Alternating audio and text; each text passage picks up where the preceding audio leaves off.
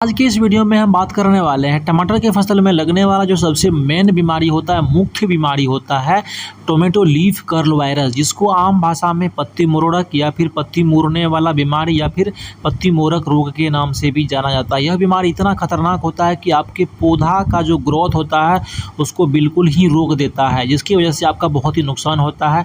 इसके बारे में बात करेंगे, यह बीमारी आपके फसल पर क्यों अटैक करता है, कौन कौन से ऐसे कीट है जिसकी वजह से यह बीमारी आपके फसल में फैलता है और कौन कौन सी ऐसी दवाई जिसका इस्तेमाल करने से आप इस बीमारी से कंट्रोल कर सकते हैं और अपने फसल को नुकसान होने से बचा सकते हैं। तो नमस्कार किसान साथियों, मैं हूं प्रहलाद, आप सभी देख रहे हैं आपका अपना चैनल अन्नदाता।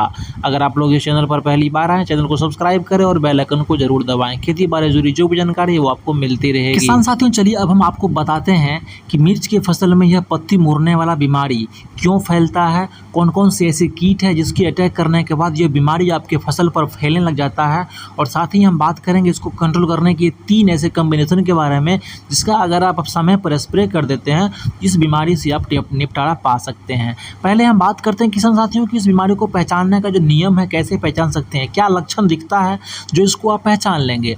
सबसे पहले जब आप अपने प्लॉट में विजिट करते हैं, अपने प्लॉट में आप जाते हैं, अपने खेतों में आप जब जाते हैं उस समय देखेंगे कि जो टमाटर का नया वाला पत्ता होता है वो कुछ पत्ता ऊपर की ओर मुड़ा हुआ होता है और कुछ पत्ता नीचे की ओर मुड़ा हुआ होता है। तो इस तरीके से आप पहचान सकते हैं कि हमारे प्लॉट में लीफ कर्ल वायरस का अटैक हो चुका है। दूसरा तरीका है किसान साथियों कि जो पत्ता होता है टमाटर का उसको आप देखेंगे तो उस पर पीला कलर का धब्बा और भूरा कलर का धब्बा, साथ ही साथ जो पत्ता होता है वो चारों किनारे से वो सूखना शुरू हो जाता है। तो इस तरीके से आप पहचान सकते हैं कि आपके फसल टमाटर में जो लीफ कर्ल वायरस का अटैक है, पत्ता मुड़क बीमारी का अटैक है, वो हो चुका है। अब हम बात करते हैं यह बीमारी क्यों फैलता है, कौन कौन से ऐसे कीट है जिसकी वजह से यह बीमारी फैलता है। तो हम बात करते हैं किसान साथियों, जब भी आपके फसल में पत्ता मुड़क बीमारी या फिर छोटी पत्ती इस तरह का जब भी होता है तो इस बीमारी का मेन वजह जो है वो वाइट फ्लाई यानी कि सफ़ेद मक्खी होता है, एफिड्स होता है, थ्रिप्स होता है और फिर माइट्स भी होता है। तो ये 3-4 प्रकार के ऐसे रस चूसक कीड़ा है, सकिंग पेस्ट जिसको हम बोलते हैं, इसके अटैक करने के बाद आपके फसल पर पत्ती मुड़ने वाला बीमारी का अटैक हो जाता है। अब हम बात करते हैं किसान साथियों इस बीमारी को आप कैसे कंट्रोल कर सकते हैं, कौन कौन से ऐसे विधि है जिसको इससे आप कंट्रोल कर सकते हैं।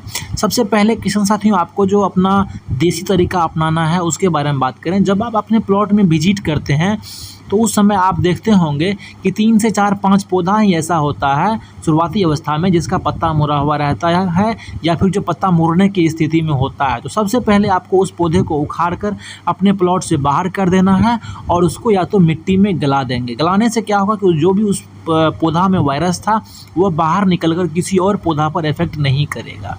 इसके बाद हम बात करते हैं किसान साथियों केमिकल यानी कि रसायन तरीके से कैसे आप इस बीमारी को कंट्रोल कर सकते हैं।